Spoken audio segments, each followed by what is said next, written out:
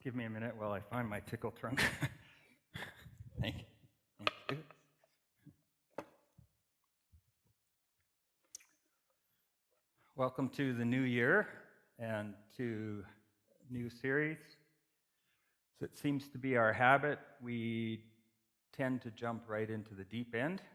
And so let's keep going on that. You probably don't remember much about your toddler years, but I suspect that you can all guess what question was the most prominent question on your lips. Why? And then if I was to answer, why, what would you say? And again, why? Our incessant need to ask why is, I think, both a blessing and a curse. Simon Sinek has become somewhat famous by focusing on this concept of starting with why. What is the core purpose? What are the core reasons behind our actions? And what are we communicating to the people around us about why we're doing things? And although he started with this idea in terms of business and marketing in particular, it's become clear as he writes more books that all of us have to. Why? Why are we doing this? Why are we doing that? It's not just a question for toddlers or middle-aged men, and it can't be answered with because I say it is, or by buying fancy cars and replacing relationships. We have a built-in desire to make sense of the world, to seek control, to seek predictability. And when we ask why, we drill down to the core motivations that we have for doing things.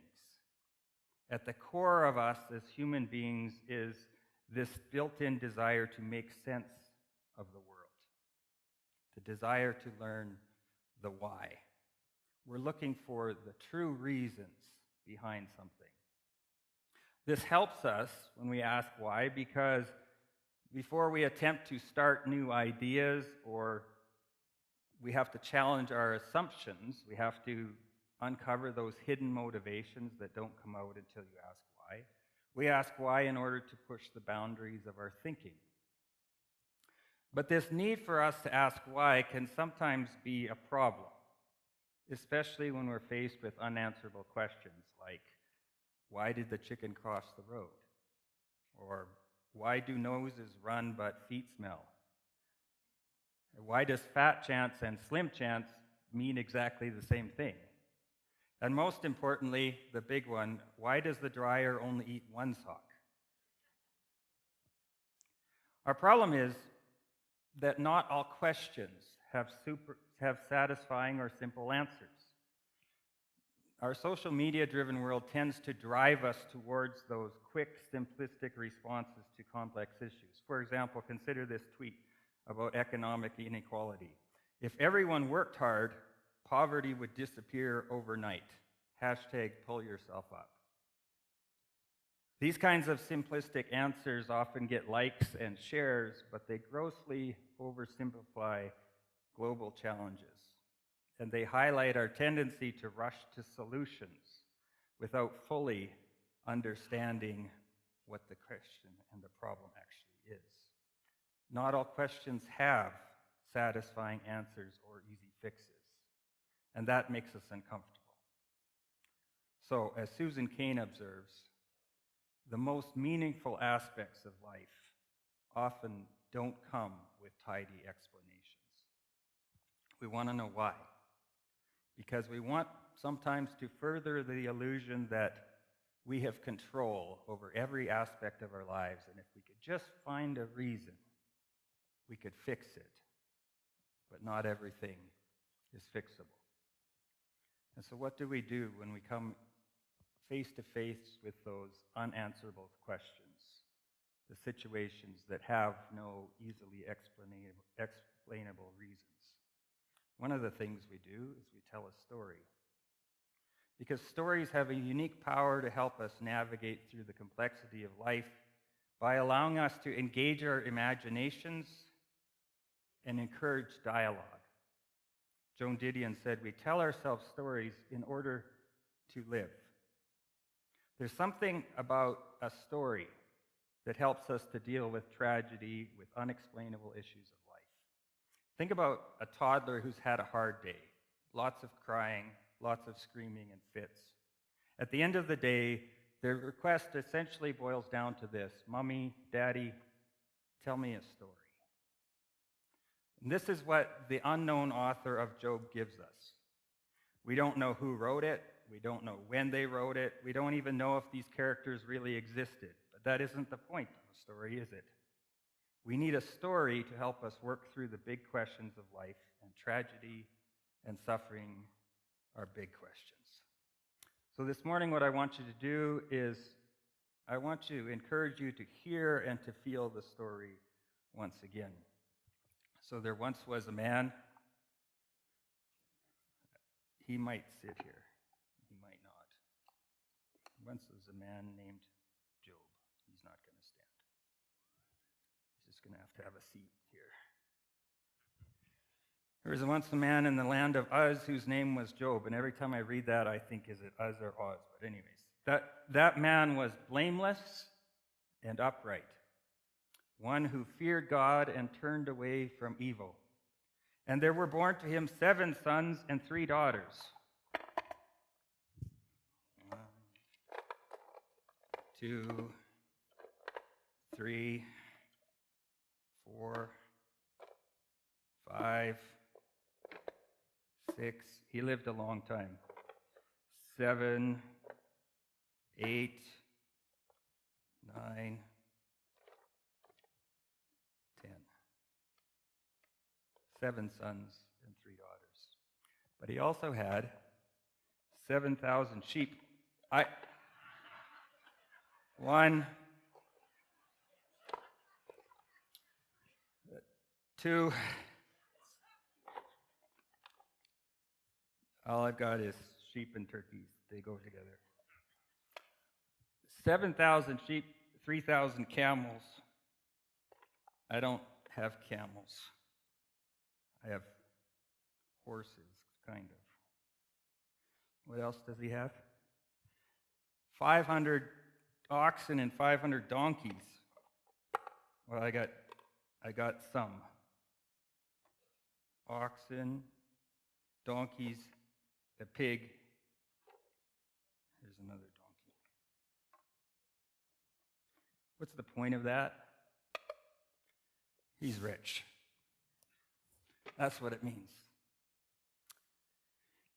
And he had very many servants. We're not going to bother trying to count them. So that this man was the greatest in all of the East. Wow. Okay, so he's rich, he's amazing, he's awesome, he's fantastic, he's fabulous, he's wonderful, he's incredible. And then it says his sons used to go and hold feasts in one another's houses in turn, and invite their 3 sisters to eat and drink with them. And when the feast days had run their course, Job would send and sanctify them, and he would rise early in the morning and offer burnt offerings according to the number of them all. For Job said, "It may be that my children have sinned and cursed God in their hearts." And this is what Job always did. So he's also humble and grateful and conscientious and spiritual, and whatever superlative you want to add, it adds to the story. I think we get the point. He's the best and most spiritual person that has ever existed in the entire history of mankind. And for this story to work, he has to be. He is, as we often will talk about it, blessed. All of us have read enough stories to know that this is just the setup. But the next scene is still surprising, even when we know that. The author paints us a hypothetical picture of God in a heavenly council being confronted by someone called the Satan. But I want to just have a caution here. We shouldn't impose all our ideas of a guy in a red suit with horns here, or even the way the New Testament talks about Satan. Instead, a better translation might be the accuser. And so I'm going to use that translation as in the New Revised Standard Updated Version. Just a side note, there are a lot of Hebrew words in 42 chapters of Job. And a lot of them, we don't know what they mean because they're the only time they're ever used. So one day, the heavenly beings came to present themselves before the Lord, and the accuser also came among them. And the Lord said to the accuser, "Where have you come from?" And the accuser answered the Lord, "From going to and fro on the earth and from walking up and down on it." Doing what? What is he looking for? Someone to accuse. You ever met somebody like that? Seems like that's their entire goal in life, to find fault in other people. That is the accuser. Now, God responds, interestingly, by bragging about Job. So the Lord said to the accuser, "Have you considered my servant Job? There is no one like him on the earth, a blameless and upright man who fears God and turns away from evil." Predictably, the accuser is not convinced and says essentially, well, no duh. Of course, why wouldn't he trust in you? Does Job fear God for nothing? Have you not put a fence around him and his house and all that he has on every side, and you have blessed the work of his hands, and his possessions have increased in the land? But stretch out your hand now and touch all that he has, and he will curse you to your face. And this is where it turns for us. And the Lord said to the accuser, "Very well. All that he has is in your power, only do not stretch out your hand against him." And so the accuser went out from the presence of the Lord. Does Job fear God for nothing? This is the main question of the book. Will Job serve God when all the rewards and blessings have been taken away from him? Will Job trust God even if everything happens?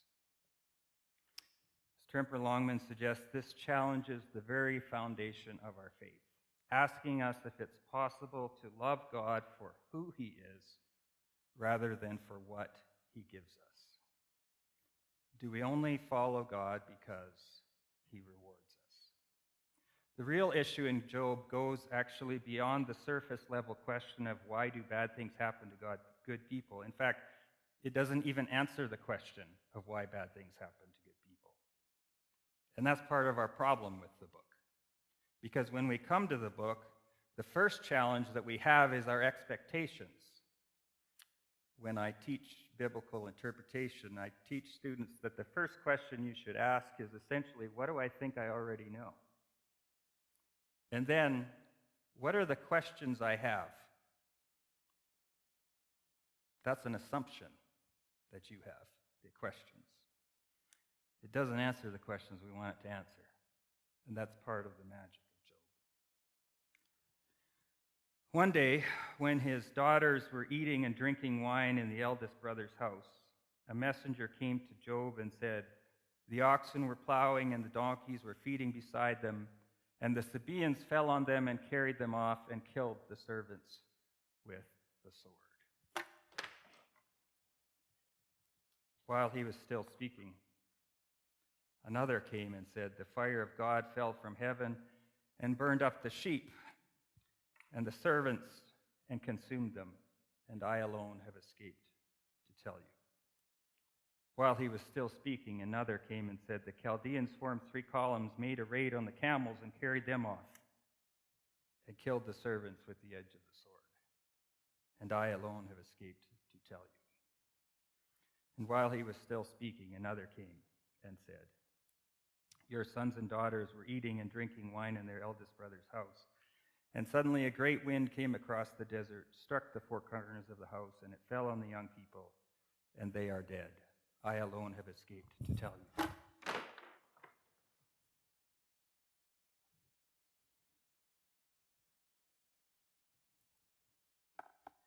How on earth does this man respond to all of that? The depth of pain that Job feels is, quite frankly, unimaginable. There are no words. There are no quick answers or solutions or explanations. There's no easy Bible verse that will bring him comfort or healing. But here's the thing about this story. We know why this happened. Because God allowed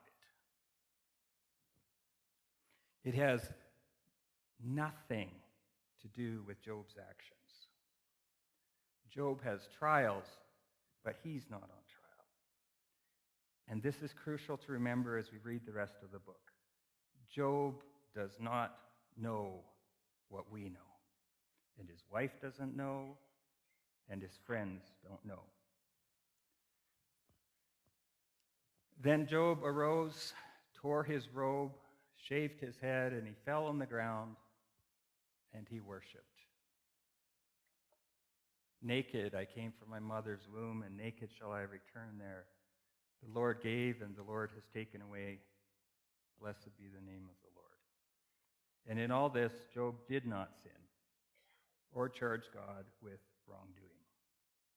It's kind of remarkable, isn't it? Job has shown that his faith is pure, it is true, it does not rely on any of the external things that God has given him. He trusts God despite losing all of the blessings he has been given. But it's not the end. One day, the heavenly beings came to present themselves before the Lord, and the accuser also came among them to present himself before the Lord. And the Lord said to the accuser, "Where have you come from?" We've heard this before. From going to and fro on the earth and from walking up and down on it. And the Lord said to the accuser, "Have you considered my servant Job? There's no one like him on the earth. He is a blameless and upright man who fears God and turns away from evil. He still persists in his integrity, though you incited me against him to destroy him for no reason." No reason. And then the accuser answered the Lord, "Skin for skin, all that the man has he will give for his life, sure. But stretch out your hand now and touch his bone and his flesh, and he will curse you to your face." And the Lord said to the accuser, "Very well, he's in your power, only spare his life." Now at this point, I think it would not only be fair but expected that we as the readers should respond with something like, "You have got to be kidding me. God is going to let the accuser do more to this poor man?" And we might even ask, why? Or, that's not fair. Because it isn't. It isn't fair.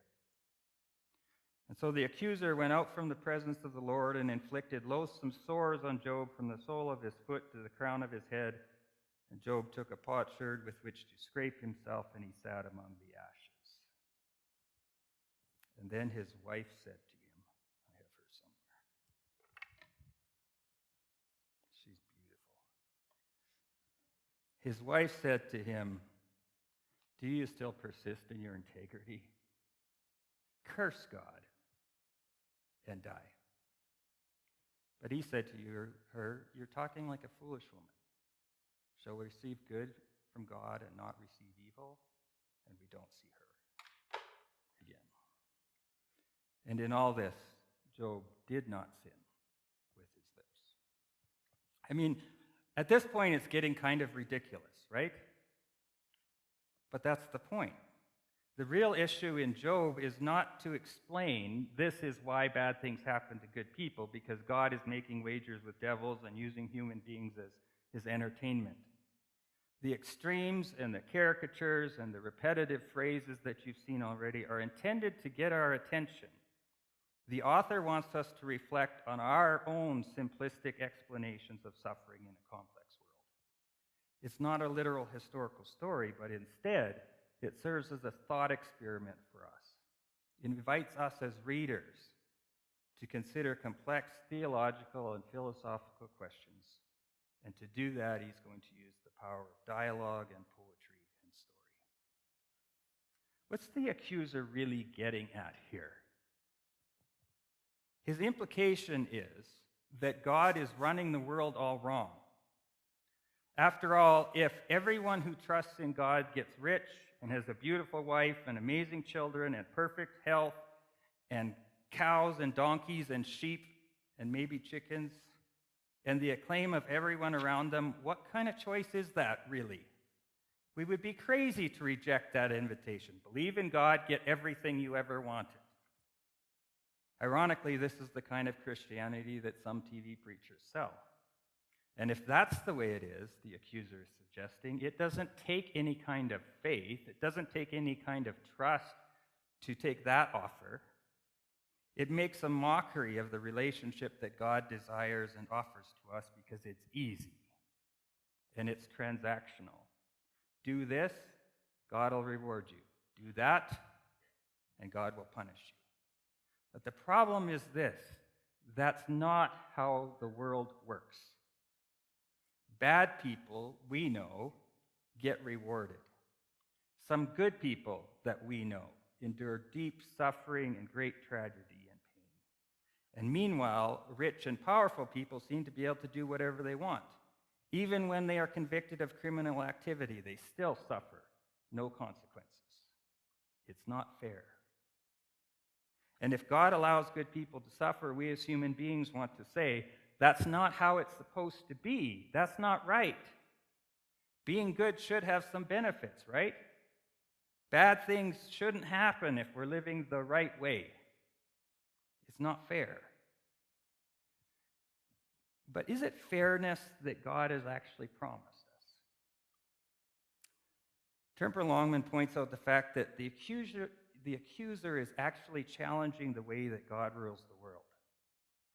Two things. First of all, he says it's not good policy if you're running the world for righteous people to suffer, or to prosper, because if all you have to do to prosper is to be righteous, then everyone would choose to be righteous. So the motive is the problem. On the other hand, it's also not good policy for righteous people to suffer. You see God's problem now from the accuser's side. It doesn't matter. Whether righteous people suffer or whether they prosper, it's a problem. If they suffer, well, they're the good people, the one that are on God's side. Why would you do that? And so the accuser has tried to set up the question, the problem, as a either or, a yes or no answer. And what Job does, the rest of the book, is say it's not like that. The world is more complex than that. I'll show you in a minute. Just a helpful thing, what is happening. Each of the characters wrestle with it. If God is just, yes. Job is, yes. Retribution principle. The retribution principle is basically this: if you do good, go ahead, then good things will happen. And if you do bad, then bad things will happen. This is familiar to us. It's something to leave. The problem is that when you look at the triangle and you look at Job laying on the ground, you have to give up one of those corners. Either God is not wise, or the retribution principle is wrong, or Job is really not righteous. And throughout the book, that's the problem for Job and his friends. Job, throughout the book, is going to defend that he is innocent. That corner, he says, cannot be true. But then that causes him to say, if I really haven't done anything, then what do I do with it?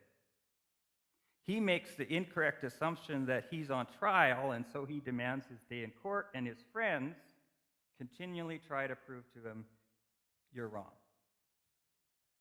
But we as the readers already know that it isn't a trial. We already know that Job has done nothing. He's innocent. So then, which of the other two corners are we going to drop? Is God actually just and wise? Or is suffering more random than we're comfortable with? The accuser's real accusation questions Job's motivations. Does Job fear God for nothing? The question, again, of our faith, it's possible to love God for who he is rather than for what. An innocent Job trials, the odds really who run the world. Could it be more complex than do we trust that God is wise? The book of Job doesn't spend a lot of time in the world. Instead, it asks, how do we respond who allow and suffering and tragedy to exist for reasons that we don't understand? Job's innocence is not the question. God himself will say at the end of the book that Job is blameless. And the whole book, the whole narrative doesn't challenge this. In fact, Job gets everything back and more at the end of the book in sort of a comic way. Everything is replaced double or triple or 7 times. And it's long. It's 42 chapters. Most of it's poetry. It's not always easy to understand. It's dialogue. And the end of the book tells us that most of the dialogue is wrong. The thing is crystal clear again. Job nothing deserve what has happened to him. Job has trials, but he is on trial. Job's suffering is going to challenge the convention represented by will argue that suffering is the result of sin. Job will maintain, I have not the words of the Holy One. And this tension is the tension that you and I have to cope with at the core of the book. How can Job be innocent and yet suffer unbelievable tragedy? There must be a reason, right? That's what his friends say. And God says. This morning I want to highlight the end of chapter 2. When Job saw all of these troubles that had come upon him, each of them set out from his home, Eliphaz the Temanite, Bildad the Shuhite, Zophar the Naamathite, and they met together to go toward him from a distance, recognized. Wept aloud, they threw dust at him, and they sat 7 days. No one spoke, for it was very true. The first move of Job's friends, sitting silently with him, was the best thing they ever did. They began off, they just grieved with him. In the next few weeks, we're going to see that when they start talking is when they become unhelpful. It's something for us to keep in mind as we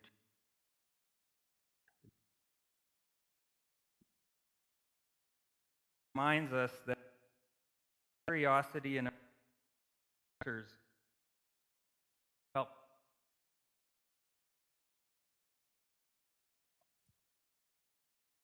navigate to even comprehend.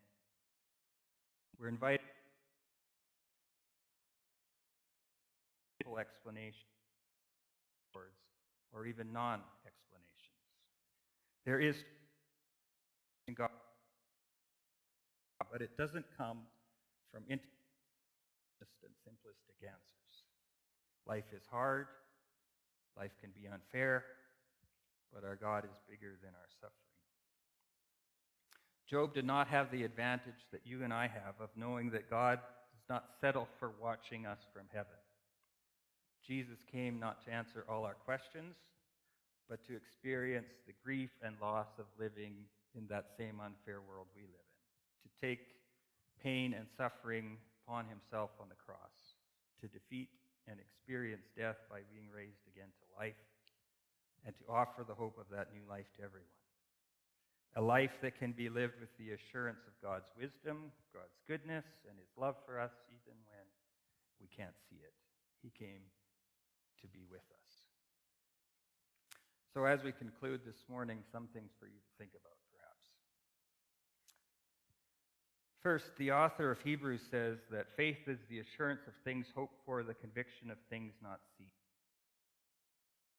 Question for you. What are the big unanswerable why questions in your life? And are you okay with those being unanswered?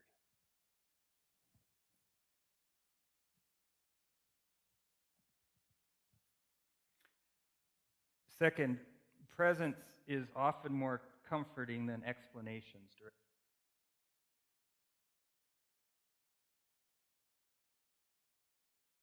There.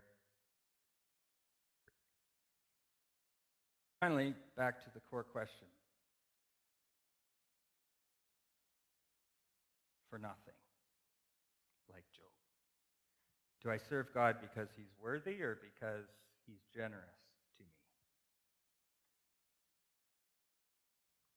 And can even if, whatever happens. Let's pray.